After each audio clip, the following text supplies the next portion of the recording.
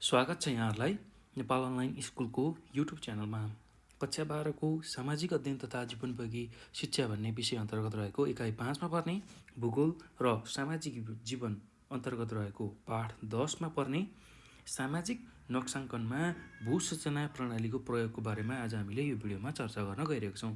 र सामाजिक नक्साङ्कन गर्दाखेरि भूसूचनाको कसरी प्रयोग गर्न सकिन्छ र त्यसै गरी भौगोलिक सूचना प्रणाली भनेको के हो, यसको महत्त्व किन रहेको छ, यसलाई कसरी प्रयोग गर्न सकिन्छ, त्यसका साथसाथै दूर संवेदन भनेको के हो, यसलाई कसरी प्रयोग गर्न सकिन्छ र ग्लोबल पोजिसनिङ सिस्टम भनेको के हो र यसको महत्त्व र प्रयोग के रहेको छ भन्ने विषयमा हामीले यो भिडियोमा चाहिँ चर्चा गर्नेछौँ। र विशेष गरेर तपाईँहरूले यसलाई चाहिँ नछुटाइकन अन्तिमसम्म हेर्नुहोला। यो भिडियोलाई एकदम महत्त्वपूर्ण कुराहरू हामीले यो भिडियोमा चाहिँ अध्ययन गर्दैछौँ। र विशेष गरेर अब सामाजिक नक्साङ्कनमा चाहिँ भूसूचना प्रणालीको प्रयोगको चाहिँ मैले मुख्य कुराहरू चाहिँ सारांशको रूपमा यो भिडियोमा लिएर आएको छु। र हामीले चाहिँ के बुझ्न सक्छौँ भने सामाजिक नक्साङ्कनमा विभिन्न प्रकारका भूसूचना प्रणालीको चाहिँ उपयोग चाहिँ बढ्दो छ भनेर हामीले बुझ्नुपर्ने हुन्छ। र भूसूचना प्रणाली भनेको चाहिँ कस्तो हो भन्दाखेरि कम्प्युटर प्रणालीमा आधारित चाहिँ एउटा प्रणाली हो, जसले चाहिँ के गर्छ भन्दाखेरि कुनै वस्तु, स्थल, भौगोलिक अवस्थिति, बस्तीको जानकारी लिनको लागि मद्दत गर्छ भनेर हामीले बुझ्नुपर्ने हुन्छ अथवा बुझ्न सक्छौँ। र भूसूचना प्रणाली भन्ने बित्तिकै कम्प्युटरमा आधारित एउटा प्रणाली हो, जसले चाहिँ कुनै पनि वस्तुको, कुनै पनि ठाउँको भौगोलिक अवस्थिति कस्तो छ, त्यसै गरी त्यहाँको बस्तीको जानकारी कस्तो छ भन्ने कुरा चाहिँ प्राप्त गर्न हामीलाई सहयोग गर्छ। र यसरी सामाजिक नक्साङ्कनमा हामीले विभिन्न खालको भूसूचना प्रणालीको प्रयोग गर्छौँ। र अब त्यो मध्येमा पहिलो भनेको भौगोलिक सूचना प्रणाली हो। भौगोलिक सूचना प्रणाली। भौगोलिक सूचना प्रणालीलाई हामी अङ्ग्रेजीमा के भन्छौँ भन्दाखेरि जियोग्राफिकल इन्फर्मेसन सिस्टम भनेर भन्छौँ। जियोग्राफिकल इन्फर्मेसन सिस्टम, जसलाई छोटकरीमा GIS भनेर भनिन्छ हो। अब कस्तो हो त यो भौगोलिक सूचना प्रणाली भन्दाखेरि चाहिँ कम्प्युटरको प्रयोगबाट भौगोलिक तथ्यहरू विश्लेषण गर्ने प्रविधि हो, जसलाई चाहिँ भौगोलिक सूचना विज्ञान पनि हामीले भन्छौँ। र भौगोलिक सूचना प्रणाली भन्ने बित्तिकै हामीले के बुझ्छौँ भन्दाखेरि कम्प्युटरको प्रयोगबाट भौगोलिक तथ्यहरू, भूगोलमा भएको तथ्यहरू विश्लेषण गर्ने प्रविधि हो, जसलाई भौगोलिक सूचना विज्ञान पनि भनेर भन्छौँ। र भूगोल भनेको जुन जमिनमा भएका कुराहरूलाई चाहिँ जुन भौगोलिक भन्ने शब्द छ हो, त्यसले भूगोललाई जनाउँछ। अब हिमाल, पहाड, तराई हुनसक्छ अथवा समतल भाग यावत अन्य कुराहरू हुनसक्छ। पृथ्वीमा रहेको जुन भूगोल छ हो, त्यसमा भएका तथ्यहरूलाई चाहिँ अध्ययन गर्ने, विश्लेषण गर्ने कम्प्युटरमा आधारित प्रविधिलाई हामी भौगोलिक सूचना प्रणाली भनेर भन्छौँ।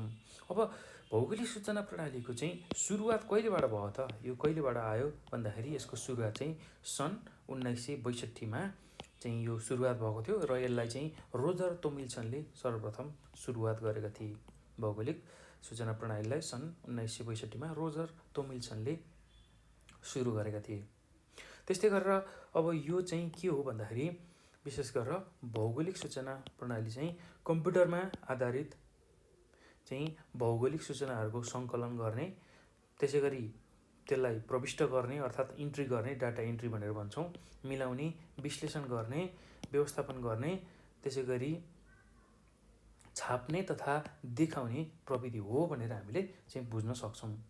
भौगोलिक सूचना प्रणाली भन्ने बित्तिकै कम्प्युटरमा आधारित चाहिँ प्रणाली, जसमा चाहिँ के हुन्छ भन्दाखेरि भौगोलिक सूचनाहरूको सङ्कलन गर्ने काम हुन्छ। सर्वप्रथम सूचना सङ्कलन, त्यसै गरी त्यसलाई चाहिँ इन्ट्री गर्ने, कम्प्युटरमा इन्ट्री गर्ने, त्यसै गरी त्यसलाई मिलाउने, चाँटखाँट गर्ने र त्यसको विश्लेषण गर्ने, त्यसलाई एनालाइज गर्ने र त्यसलाई चाहिँ व्यवस्थापन गर्ने र त्यसको साथसाथै छाप्ने तथा देखाउने चाहिँ प्रविधिलाई हामी के भन्छौँ, भौगोलिक सूचना प्रणाली भनेर बुझ्न सक्छौँ। त्यस्तै अब अर्को कुरा हामीले के बुझ्नुपर्छ भने भौगोलिक सूचना प्रणालीले चाहिँ अवस्थितिमा आधारित सूचना प्रदान गर्छ, जसले चाहिँ तथ्याङ्कलाई विश्लेषण गरेर नतिजा निकाल्नका लागि सहयोग पुर्याउँछ। भौगोलिक सूचना प्रणाली त्यस्तो खालको चाहिँ सूचना प्रणाली हो जुन चाहिँ अवस्थितिमा आधारित हुन्छ। कुनै पनि ठाउँमा के वस्तुहरू रहेका छन् अथवा कुन चाहिँ चिज कहाँ अवस्थित छ भन्ने कुरा चाहिँ हेर्न सहयोग गर्छ र त्यसकै आधारमा हामीले सूचनाहरू प्राप्त गर्न सक्छौँ र त्यही सूचनालाई हामीले तथ्याङ्कको रूपमा लिएर त्यसलाई विश्लेषण गरेर हामी नतिजामा चाहिँ पुग्न सक्छौँ अथवा नतिजा निकाल्न सक्छौँ भनेर हामीले बुझ्न सक्छौँ है त। त्यस्तै अब भौगोलिक सूचना प्रणालीमा चाहिँ प्रयोग गरिने तथ्याङ्क विभिन्न स्रोतबाट चाहिँ लिन सकिन्छ। जस्तै कि अब भौगोलिक सूचना प्रणालीमा हामीले तथ्याङ्क लिँदाखेरि कस्तो कस्तो कुराहरूबाट लिन सक्छौँ भन्दाखेरि सूचनाहरू लिनको लागि हामीले कागजी नक्साहरू प्रयोग गर्न सक्छौँ, जुन कागजको नक्साहरू। त्यसै गरी हवाई तस्बिर लिन सक्छौँ, जुन ड्रोनहरूबाट खिचेको अथवा हेलिकप्टरबाट खिचेको चाहिँ तस्बिरहरू लिन सक्छौँ र अहिले त ड्रोनबाट खिचेको नै तस्बिर बढी प्रयोग गरिन्छ। त्यसै गरी ग्लोबल पोजिसनिङ प्रणाली अन्तर्गत को कुराहरूलाई लिन्छौँ र दूर संवेदनका बिम्बहरू यसको पनि प्रयोग गर्छौँ। ग्लोबल पोजिसनिङ सिस्टम प्रणाली र दूर संवेदनका चाहिँ बिम्बहरूलाई पनि प्रयोग गरेर हामीले भौगोलिक सूचना प्रणालीमा प्रयोग हुने तथ्याङ्कलाई सङ्कलन गर्न सक्छौँ। ल यो पछि अर्को हामीले के कुरा बुझ्नुपर्छ भने यसरी भौगोलिक सूचना प्रणालीमा सङ्कलित जुन सूचना छ अथवा तथ्याङ्क त्यसलाई चाहिँ हामीले के गर्छौँ भन्दाखेरि निश्चित ढाँचामा डिजिटल बनाउने र तिनलाई कम्प्युटर प्रणालीमा चाहिँ इन्ट्री गर्ने अथवा प्रविष्ट गर्ने र संयोजन र व्यवस्थापन गर्ने गरिन्छ। भौगोलिक सूचना प्रणालीमा आधारित जुन तथ्याङ्क हामीले सङ्कलन गरेका हुन्छौँ त्यसलाई चाहिँ एउटा निश्चित ढाँचामा डिजिटल फर्म बनाउनु पर्ने हुन्छ र त्यसको लागि हामीले कम्प्युटरमा त्यसलाई चाहिँ हाल्छौँ, इन्ट्री गर्छौँ र त्यसलाई संयोजन गर्छौँ र व्यवस्थापन गर्छौँ। त्यसै गरी अब भौगोलिक सूचना प्रणालीले चाहिँ के गर्छ भन्दाखेरि पृथ्वीको वास्तविक स्वरूपलाई चाहिँ बिन्दु, रेखा वा बहुभुजका आधारमा देखाउन मद्दत गर्छ।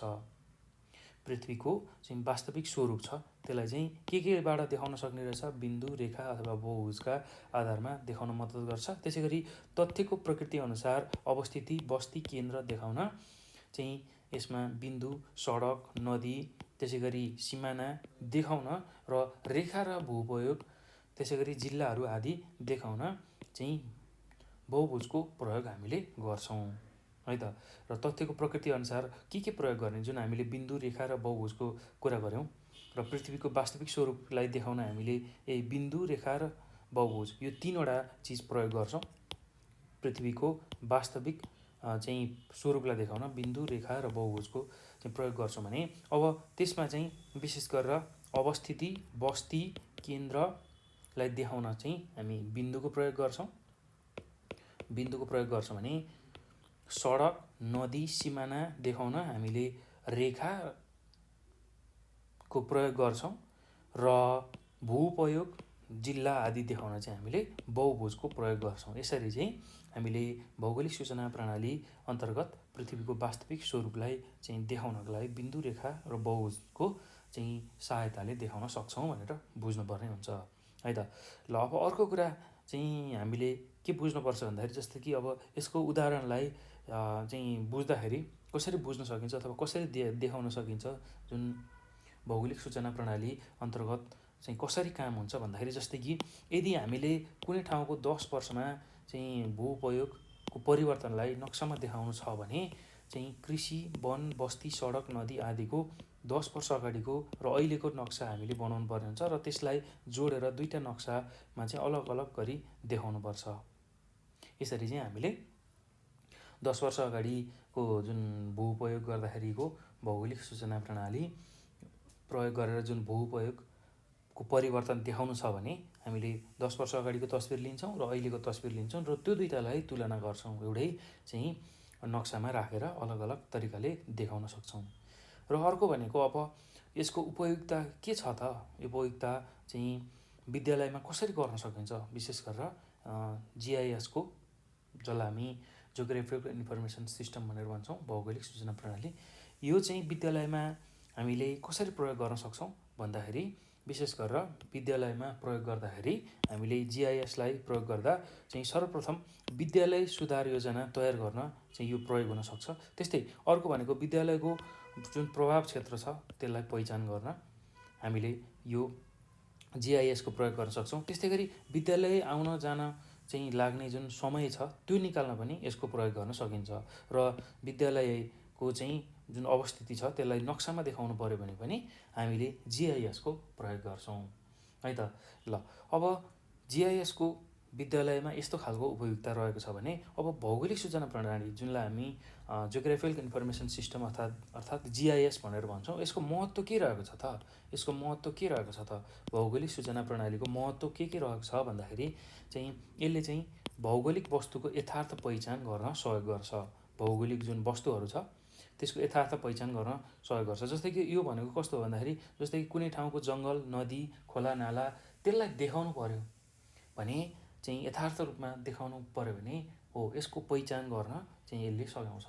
त्यस्तै अर्को भनेको भौगोलिक वस्तुको यथार्थ अवस्थिति चाहिँ देखाउनको लागि, भौगोलिक वस्तुको यथार्थ पहिचान गराउनको लागि, त्यसको साथसाथै भौगोलिक वस्तुको यथार्थ अवस्थिति कहाँनिर रहेको छ त भन्ने कुरा देखाउनको लागि भौगोलिक सूचना प्रणालीको महत्त्व रहेको छ। त्यसै गरी भौगोलिक सूचना प्रणालीको अर्को महत्त्व भनेको समयअनुसार भूउपयोग, त्यसै गरी सहरीकरण, वनले ओगटेको क्षेत्रहरूलाई चाहिँ देखाउन अथवा त्यहाँ भएको परिवर्तनहरूलाई देखाउन पनि चाहिँ भौगोलिक सूचना प्रणाली जिआइएसको प्रयोग गर्न सकिन्छ। त्यस्तै भौगोलिक सूचना प्रणालीको अर्को महत्त्व भनेको तथ्याङ्कहरूको विवरण प्रणाली र ढाँचा देखाउन पनि यो प्रयोग हुन्छ। तथ्याङ्कहरूको विवरण कस्तो छ र त्यसको ढाँचालाई देखाउन पनि यसको प्रयोग हुन्छ। त्यसै गरी भौगोलिक सूचना प्रणालीको अर्को महत्त्व भनेको विभिन्न वस्तुहरूको तुलनात्मक अवस्था विश्लेषण गर्न पनि चाहिँ यो प्रयोग हुन्छ। विभिन्न वस्तुहरूको तुलनात्मक अवस्था विश्लेषण गर्न, जस्तै कि हामीले योभन्दा अगाडि नै चर्चा गऱ्यौँ, 10 वर्ष अगाडि चाहिँ कुनै ठाउँको भौगोलिक स्थिति कस्तो छ त्यो हेर्नलाई अथवा अहिले 10 वर्ष पछाडि चाहिँ कस्तो अवस्थामा भएको छ त्यो दुईटालाई तुलना गर्नको लागि पनि हामीले भौगोलिक सूचना प्रणालीको प्रयोग गर्न सक्छौँ। त्यस्तै अर्को भनेको आफू बसेको जुन प्रदेश, जिल्लाको प्रशासनिक सिमाना छुट्याउन पनि भौगोलिक सूचना प्रणालीले मद्दत गर्छ। त्यही भएर यसको महत्त्व रहेको छ। आफू बसेको प्रदेश, जिल्लाको चाहिँ प्रशासनिक सिमाना छुट्याउन पनि यसले सहयोग गर्छ। त्यस्तै स्रोत नक्सा तयार गर्न पनि भौगोलिक सूचना प्रणालीले चाहिँ हामीलाई सहयोग पुर्याउँछ। त्यसैले यसको महत्त्व चाहिँ रहेको छ भनेर हामीले बुझ्नुपर्ने हुन्छ। ल अब यो पछि चाहिँ हामीले यो पाठमा अर्को कुरा के बुझ्नुपर्छ भन्दाखेरि दूर संवेदनको बारेमा बुझ्नुपर्ने हुन्छ। र अब दूर संवेदनाको कुरा गर्दाखेरि दूर संवेदनालाई चाहिँ हामीले कसरी बुझ्न सक्छौँ भन्दाखेरि दूर संवेदना भन्ने बित्तिकै चाहिँ टाढाका वस्तुहरूलाई चाहिँ अथवा घटनाहरूको चाहिँ गतिविधिहरूलाई अवलोकन गर्ने र अभिलेख गर्ने र बुझ्ने कार्यलाई चाहिँ यसले जनाउँछ। दूर संवेदन भन्ने बित्तिकै हामीले टाढाका जुन घटनाहरूको गतिविधि छ हो त्यसलाई अवलोकन गर्ने, त्यसको अभिलेख राख्ने, त्यसलाई रेकर्ड गर्ने र बुझ्ने कार्यलाई चाहिँ जनाउँछ। त्यस्तै अब दूर संवेदनमा चाहिँ के हुन्छ भन्दाखेरि हामीले सेन्सर गरिने जुन घटनाहरू छ त्यो चाहिँ प्रत्यक्ष हाम्रो सम्पर्कमा हुँदैनन्। हामीले जुन कुराहरू हेर्न खोजिरहेका छौँ, अवलोकन गर्दैछौँ, त्यो प्रत्यक्ष रूपमा हामीले त्यहाँ त्यसलाई देख्न सक्दैनौँ। तर यस्ता घटनाहरूलाई चाहिँ हामीले चाहिँ विद्युतीय चुम्बकीय विकिरणको सहायताले सेन्सरिङ गरेर गर्छौँ। विद्युतीय विकिरण जुन चुम्बकीय विकिरणहरूको सहायता जसलाई हामी सेन्सिङ भनेर भन्छौँ हो त्यसको मद्दतबाट हामीले चाहिँ यस्ता घटनाहरूको चाहिँ अवलोकन गर्ने, अभिलेख गर्ने काम गर्छौँ। त्यसै गरी अब सूर्यको ताप चाहिँ प्रमुख स्रोत भनेको हामीले के बुझ्नुपर्छ भन्दाखेरि सूर्य चाहिँ तापको प्रमुख स्रोत रहेको छ हो जसले चाहिँ वायुमण्डलमा तापलाई विकिरणबाट चाहिँ पठाउँछ र विकिरणका तरङ्गहरू कुनै वस्तुमा परेपछि सेन्सरले रेकर्ड गर्न थाल्छ। ल सेन्सरिङको हामीले यहाँ कुरा गर्दाखेरि अथवा सेन्सिङको कुरा गर्दाखेरि सेन्सिङले चाहिँ कसरी काम गर्ने रहेछ त्यसको बारेमा चाहिँ बुझ्दैछौँ है त। र सूर्य तापको प्रमुख स्रोत हो जसले चाहिँ वायुमण्डलमा भएको तापलाई चाहिँ विकिरणबाट पठाउने काम गर्छ र यही विकिरणका तरङ्गहरू कुनै वस्तुमा पर्यो भने चाहिँ त्यसले त्यो सेन्सरले चाहिँ रेकर्डिङ गर्न थाल्छ र सेन्सरको रेकर्डिङ भएको वस्तुहरूको चाहिँ प्रसारण ग्रहणले चाहिँ दृश्य प्रतिनिधित्व अन्तर्गत फोटो तयार हुँदै जान्छ। यसरी जुन सेन्सिङ गरेको सेन्सरले चाहिँ रेकर्ड गरेको कुराहरूलाई चाहिँ वस्तुहरूको प्रसारण अथवा ग्रहण गर्नको लागि त्यो दृश्य बनाउनका लागि चाहिँ फोटो तयार हुँदै जान्छ र यसैलाई हामी छवि भनेर भन्छौँ। तसर्थ पृथ्वीको वास्तविक स्वरूपको जानकारी चाहिँ यही छविको विश्लेषणबाट गरिन्छ र यसलाई एकदम सजिलो तरिकाले कसरी बुझ्न सकिन्छ भने जुन हामीले सेन्सरिङ गर्न लागेका छौँ त्यो सेन्सरिङबाट चाहिँ हामीले के पत्ता लगाउँछौँ अथवा के गर्छौँ भन्दाखेरि फोटो निकाल्छौँ। जुन फोटो चाहिँ हामीलाई हेरेर चाहिँ त्यहाँ भएको गतिविधिहरूलाई बुझ्न सजिलो हुन्छ त्यस्तो खालको फोटो निकाल्ने काम चाहिँ हुन्छ, छवि निकालिन्छ र त्यसकै विश्लेषण चाहिँ यही दूर संवेदनमा गरिन्छ सेन्सरको माध्यमबाट। र अर्को भनेको दूर संवेदनको चाहिँ प्रारम्भ कहिलेबाट भएको थियो अथवा कसरी भएको थियो भन्दाखेरि विशेष गरेर यो चाहिँ सन् 1960मा चाहिँ सर्वप्रथम प्रयोगमा आएको थियो र यो चाहिँ फोटो खिच्नको लागि प्रारम्भमा प्रयोग गरिएको थियो। त्यसै गरी परेवा रकेट र मानवरहित बेलुनको प्रयोग चाहिँ त्यसरीको चाहिँ यसलाई प्रयोग गरिन्थ्यो, त्यस्तो स्वरूपमा चाहिँ यसलाई प्रयोग गरिन्थ्यो।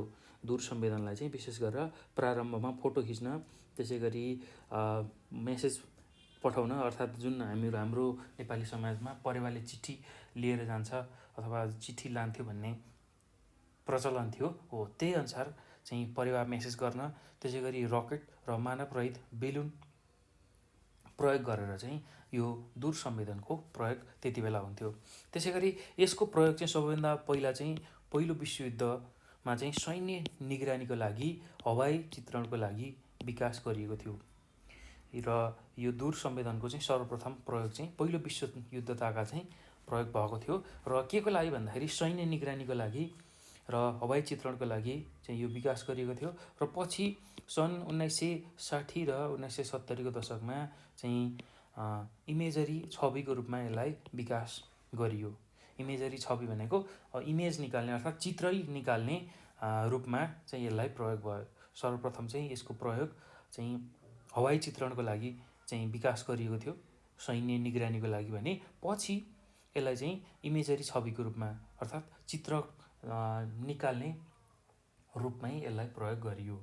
यति कुरा हामीले यसमा बुझ्नुपर्छ। अब यो दूर संवेदनको चाहिँ प्रयोग के छ त, यसको उपयोगिता के रहेछ भन्दाखेरि चाहिँ विशेष गरेर चाहिँ भूउपग्रह र विमानमा जडान गरिएका रिमोट सेन्सिङले भूकम्पका क्षतिको विवरण तयार पार्नका साथै जहाजहरूमा रहेको प्रणालीबाट समुद्रको गहिराईको तस्बिर हेर्न चाहिँ यो प्रयोग गरिन्छ।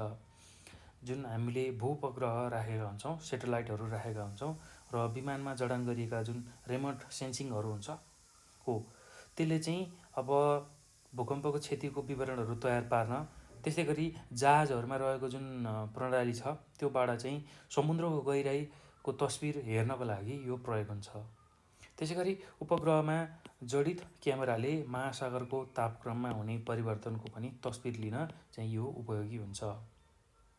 त्यस्तै सहरी विकास, भू उपयोग, जङ्गल आदिको चाहिँ परिवर्तनलाई चाहिँ अभिलेखीकरण गर्न पनि यो उपयोगी हुन्छ।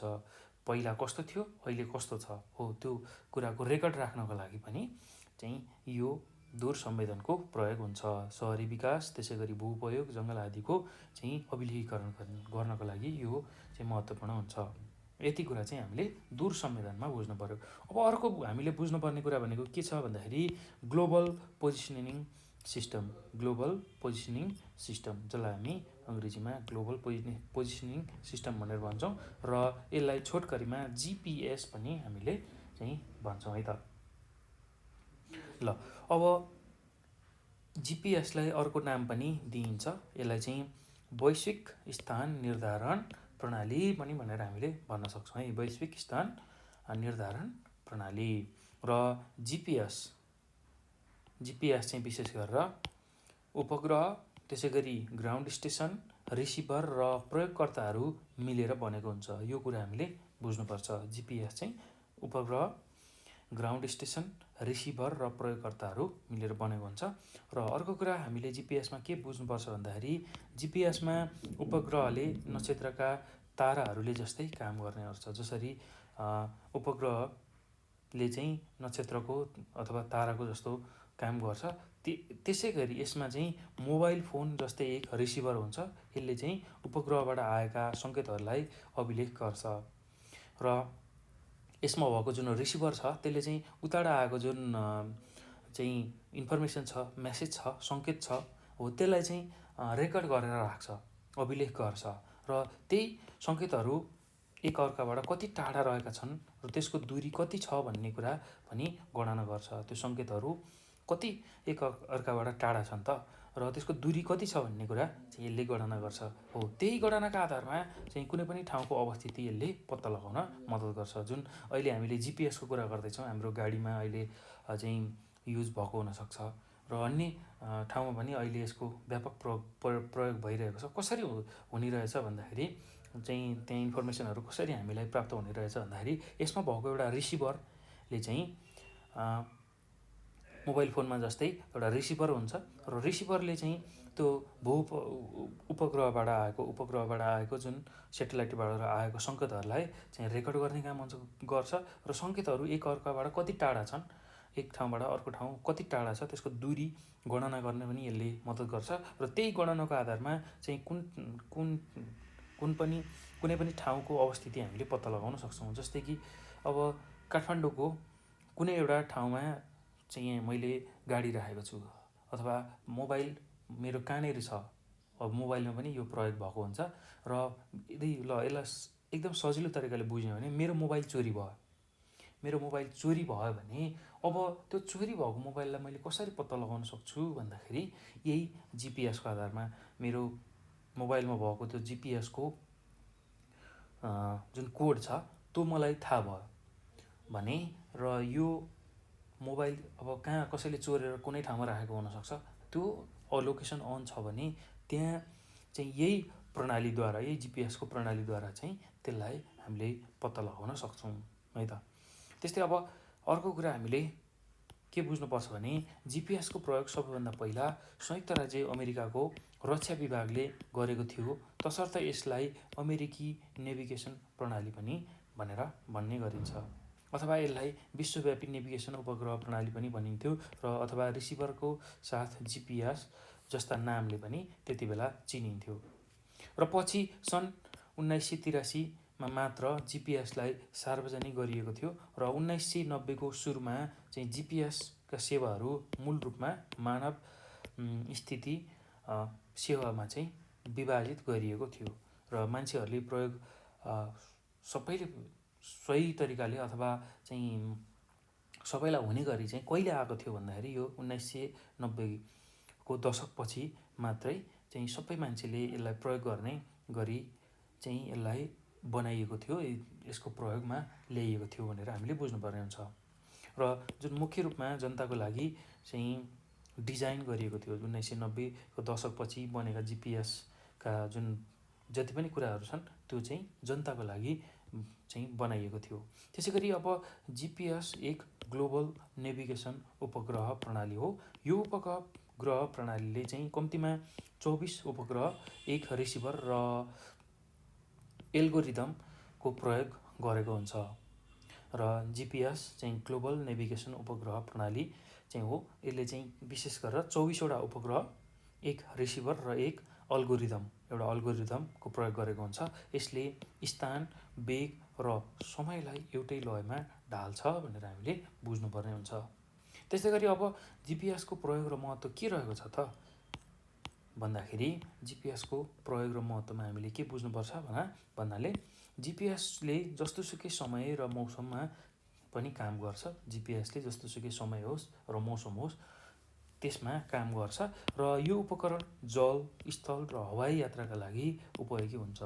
यो उपकरण चाहिँ विशेष गरेर जल, स्थल र हवाई यात्राका लागि उपयोगी हुन्छ र जिपिएसका धेरै प्रयोगहरू चाहिँ छन् र यसका केही 5वटा जुन प्रयोग छ, मुख्य प्रयोगहरू, त्यसलाई चाहिँ हामीले कसरी बुझ्न सक्छौँ भन्दाखेरि अब यसको मुख्य प्रयोग भनेको स्थान भन्ने बित्तिकै अवस्थितिको पहिचान गर्नको लागि चाहिँ यो प्रयोग गरिन्छ भनेर हामीले बुझ्नु पर्यो। त्यस्तै अर्को नेभिगेसन भन्ने बित्तिकै हामीले के बुझ्नुपर्छ भन्दाखेरि एक स्थानबाट अर्कोमा जान वा पुग्ने जुन स्थिति छ त्यसलाई हामी नेभिगेसन भनेर भन्छौँ। एउटा स्थानबाट अर्को स्थानमा जानु वा पुग्नुलाई हामी नेभिगेसन भनेर भन्छौँ।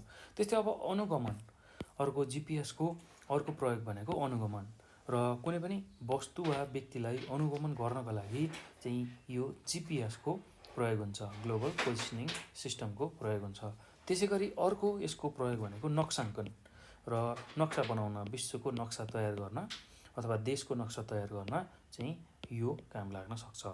त्यस्तै अर्को भनेको समय, वास्तविक समय एक्ज्याक्ट टाइम मापन गर्न पनि यो जिपिएसको प्रयोग गर्न सकिन्छ, ग्लोबल पोजिसनिङ सिस्टमको प्रयोग गर्न सकिन्छ। ल यसरी जिपिएसको मुख्य प्रयोगमा स्थान अर्थात् अवस्थिति पहिचान गर्न, नेभिगेसन एक स्थानबाट अर्को स्थानमा पुग्न अथवा जानको लागि चाहिँ यसको प्रयोग गरिन्छ। त्यसै गरी अनुगमन गर्न, कुनै पनि वस्तु अथवा व्यक्तिलाई अनुगमन गर्नको लागि यो प्रयोग गर्न सकिन्छ। त्यसै गरी नक्साङ्कन गर्नको लागि पनि यसको प्रयोग गर्न सकिन्छ, विश्वको नक्सा तयार गर्न यसको प्रयोग गर्न सकिन्छ भने अर्को भनेको वास्तविक समय मापन गर्न यसको प्रयोग गरिन्छ। र अब अहिले चाहिँ विशेष गरेर हाल चाहिँ हाम्रो देशमा नेपालमा पनि जिपिएसको व्यापक प्रयोग चाहिँ भइरहेको हामीले पाउँछौँ। र विशेष गरेर ठुला सहरहरूमा चाहिँ सवारी साधनमा यसको प्रयोग भएको हुन्छ भने जुन अहिलेको मोबाइलहरू छ, एन्ड्रोइड मोबाइलहरू हो, यसमा पनि चाहिँ जिपिएसको प्रयोग भइरहेको हामीले पाउँछौँ है त। र यसरी जिपिएसको प्रयोग चाहिँ बढ्दैछ सबै ठाउँमा। यति कुरा चाहिँ हामीले यसमा बुझ्नुपर्छ है त। जिपिएसको बारेमा बुझ्दाखेरि बुझ्नुपर्छ। ल यति कुराहरू तपाईँहरूले चाहिँ बुझ्नु होला, याद गर्नु होला। र अब मैले यो भिडियोमा चाहिँ तपाईँहरूलाई चाहिँ यो पाठमा रहेको मूल कुराहरू जुन हामीले जान्नै पर्ने जिआइएसको बारेमा थियो, भौगोलिक चाहिँ सूचना प्रणाली, त्यसै गरी दूर संवेदन र चाहिँ ग्लोबल पोजिसनिङ सिस्टम जिपिएसको बारेमा, त्यसको महत्त्वहरूको बारेमा चाहिँ चर्चा गरेँ। र यति कुराहरू तपाईँले यसमा याद गर्नु होला र एकदम सजिलै छ, त्यस्तो गाह्रो केही पनि छैन। र यति कुराहरू तपाईँहरूले याद गर्नु होला। र यो भिडियो हेर्दा त तपाईँहरूले अब धेरै कुराहरू त थाहा पाइसक्नु भएको छ भन्ने मलाई लागेको छ। र यदि केही कुराहरू तपाईँहरूलाई कन्फ्युजन भयो भने तपाईँहरूले हामीलाई 9849595895 यो नम्बरमा हामीलाई कल अथवा मेसेज गर्न सक्नुहुन्छ, अथवा यही नम्बरको भाइबर, वाट्सएप र टेलिग्राममा हामीलाई मेसेज अथवा कल गर्न सक्नुहुन्छ र आफ्नो जिज्ञासा समस्याहरू चाहिँ हामीलाई व्यक्त गर्न सक्नुहुन्छ र हामी त्यसको समाधान तपाईँहरूमा लिएर आउँछौँ। अथवा हामीलाई नेपाल अनलाइन स्कुलको चाहिँ फेसबुक, त्यसै गरी टिकटक र इन्स्टाग्राममा पनि फलो गरेर आफ्नो जिज्ञासा समस्याहरू राख्न सक्नुहुन्छ र हामी त्यसको समाधान तपाईँहरूमा लिएर आउँछौँ है त। र साथसाथै चाहिँ तपाईँहरूले यो भिडियो हेरिसकेपछि यसलाई सक्दो सेयर गर्नुहोला, लाइक गर्नुहोला, कमेन्ट गर्नुहोला र नेपाल अनलाइन स्कुलको युट्युब च्यानललाई सब्सक्राइब गर्न नभुल्नुहोला। र यति भन्दै म यो भिडियोबाट बिदा हुन्छु। तपाईँको समय शुभ रहोस् र तपाईँहरू सबैजनालाई यो भिडियो हेर्नुभएकोमा धेरै धेरै धन्यवाद।